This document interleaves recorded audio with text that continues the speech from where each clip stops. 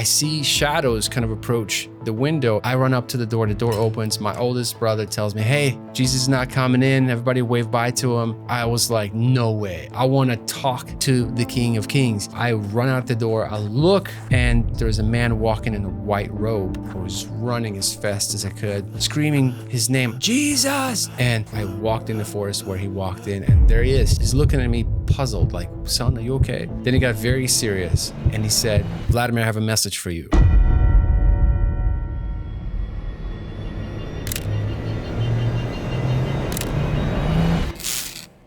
Hello everyone, my name is Vladimir, and back in 2015, I had a face-to-face conversation with Jesus, and what Jesus shared with me came to pass. So at that time, I had a young family. I recently started working for a ministry. Up until that point, I was passing trays in the hospital. It was one of those jobs where I worked every weekend, holiday. I mean, it was a tough job. Working 10, 12-hour shifts, delivering trays in a hospital, going up and down the stairs between like 3 or 4 different hospitals, University Hospital in Columbus, Ohio, and I was miserable. And then finally, through many miracles, I was able to get out of the job and start this. I worked as a graphic designer for a church, and it was a Monday through Friday kind of job. I loved it. I wanted to retire there. But while I was working there, I had this idea to start a podcast and call it God's Voice Today. And the reason why I wanted to call it God's Voice Today, it was my dad's idea. My dad is an underground pastor. We moved to the United States in 2000 as refugees from Kiev, Ukraine. And my dad wanted to open a church and call it, I can't remember if it was a church, but he came up with the name God's Voice Today. And it kind of stuck with me and I liked it.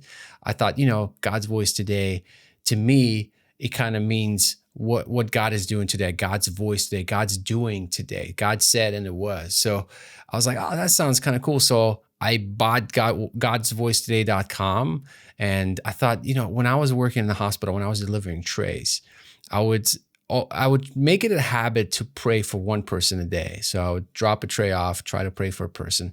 And during that time, I experienced some supernatural things. And I was kind of shocked to learn that not everyone experienced these kinds of things. And so I thought, if I started a podcast, called it God's Voice Today, where I shared testimonies from people that were once sick or once suicidal, near-death experience, just all these different things, everything that I heard in the hospital. I've heard people share their near-death experiences, out-of-body experiences, supernatural encounters. And I thought, I want to show the world that the supernatural exists. And so I thought, if I start a podcast and get interesting people on the show, I will be able to prove it to people that this stuff is real. And so I got all the equipment that I needed to start a podcast, from the microphones to the mixers to all the stuff that I needed. And I think I recorded one episode.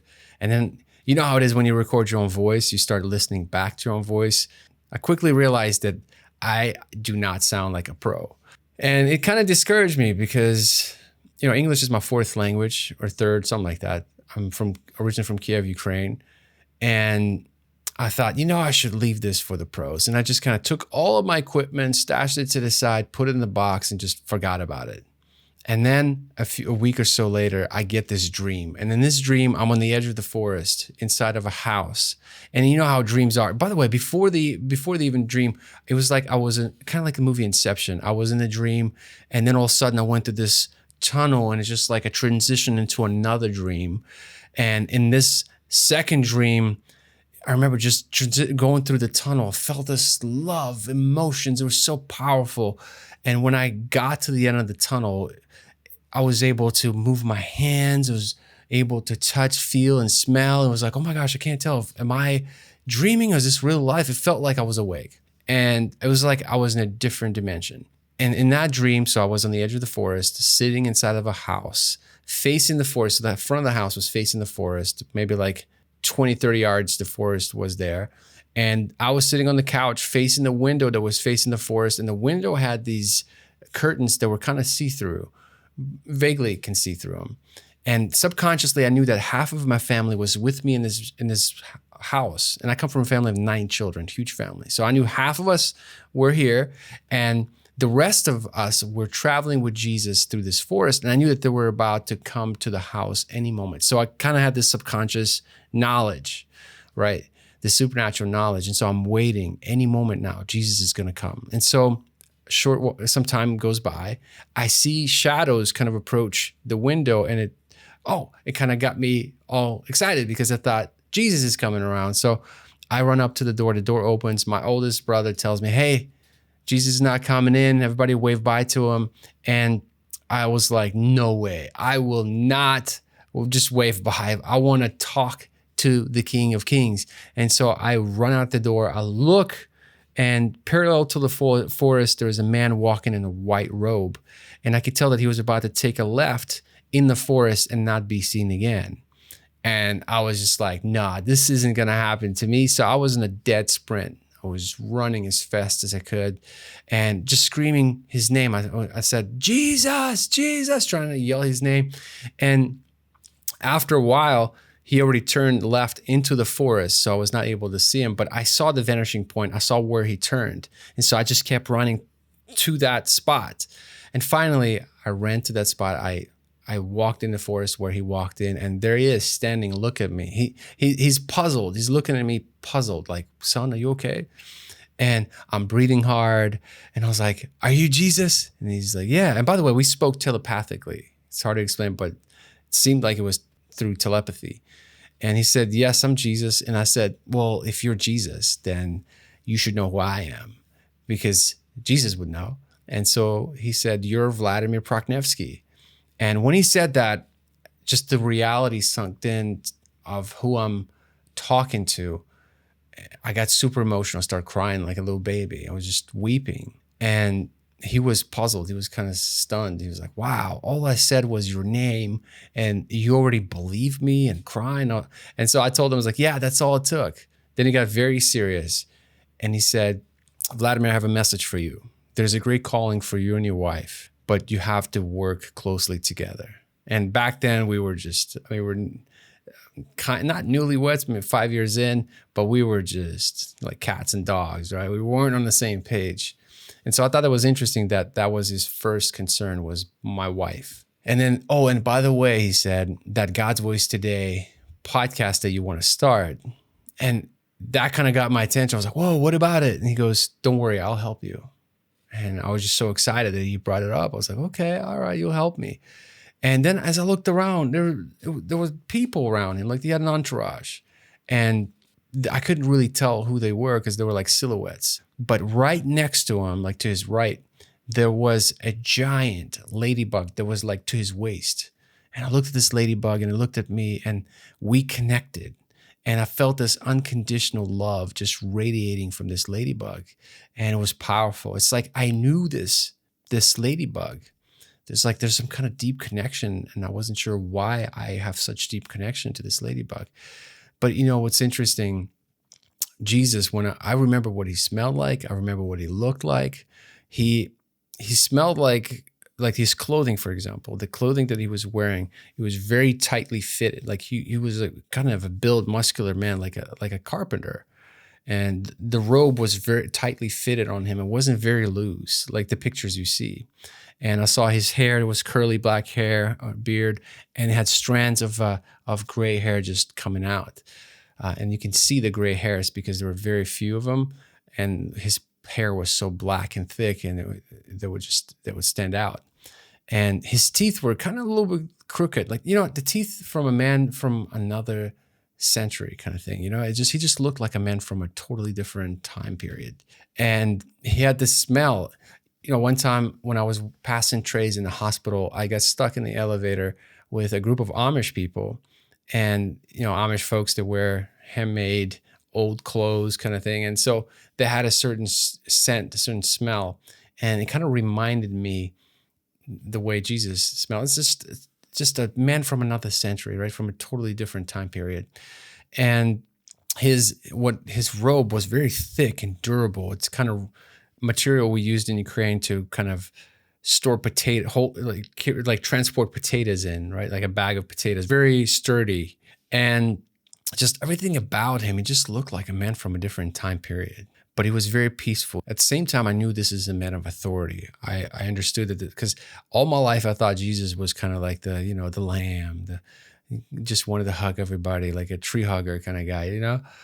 But when I saw him, he was very kind and loving to me, and very direct, very firm. But I also knew that this is somebody you do not want to anger. And in fact, afterwards, when they were leaving, he said, "Look, I don't have time. I gotta go. They started walking into the back of the forest, and I couldn't see them anymore, but I heard them. And it was taking them forever to open some kind of door for his entourage. They were taking forever to open the door. And Jesus was like, "Hey, what's going on? Come on, let's go. So he was very stern with them. I remember thinking like, "Ooh, okay."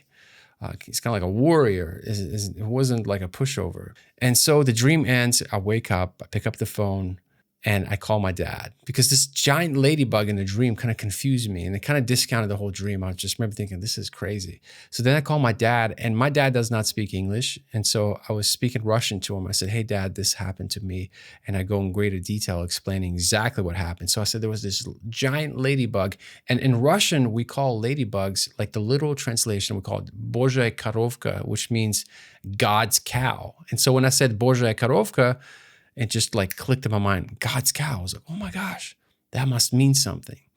And so I was like, "Dad, oh my gosh, I got to call you back." So I hopped on the internet, started searching all over the internet. We're like, what is this God's voice or this ladybug? What's the meaning of this?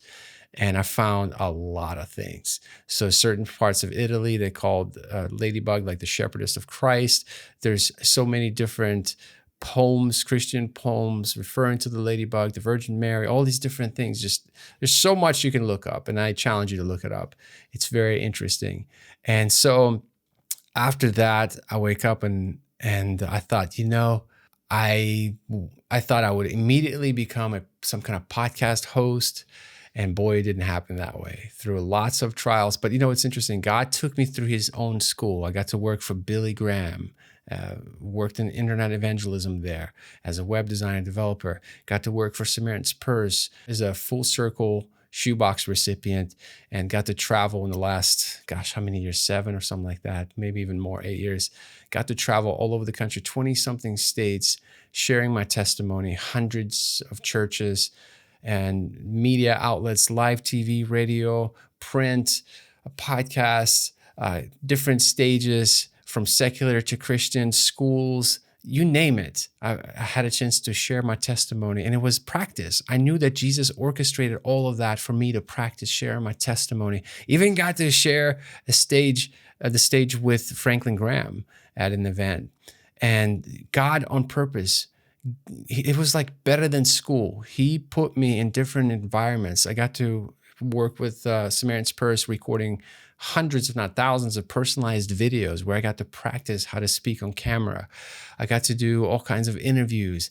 And so as I look back, God has been preparing me all along for this opportunity. I got to work for Sid Roth at Supernatural as a communications manager. I got to do a lot of cool things. So I got to see how it's all made. And when Jesus told me he would help me, I didn't realize he was going to take me through years of lessons. He knew that I wasn't ready, and I thought I would start immediately, but really he wanted me to go through his own school. He designed his own curriculum for me to learn how to do video, to learn how to do audio, to learn how to do lighting, all of this stuff, how to interview people. Started my own company with my twin brother where we started a podcast, and I interviewed over 100 people for that podcast. So all of that now finally led to this moment where I can finally create this podcast. So this is episode 1, and I'm so excited to share my testimony.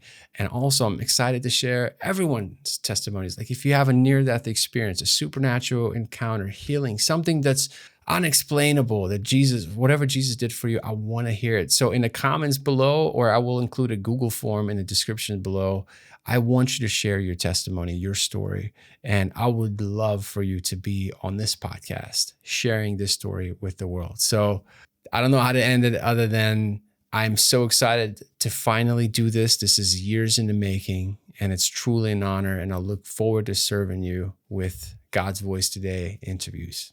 Until next time, have a blessed day, and we'll chat soon. Take care, bye-bye. Hey, thank you so much for listening to my story.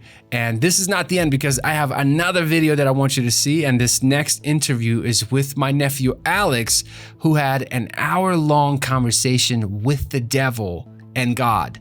This conversation was intense. You don't want to miss this interview. It's very interesting. You should see it somewhere pop up here on the screen. If you don't see it on the screen, check the description below. Until next time, have a great rest of the day, and I look forward to serving you in the next episode of God's Voice Today. Take care. Bye-bye.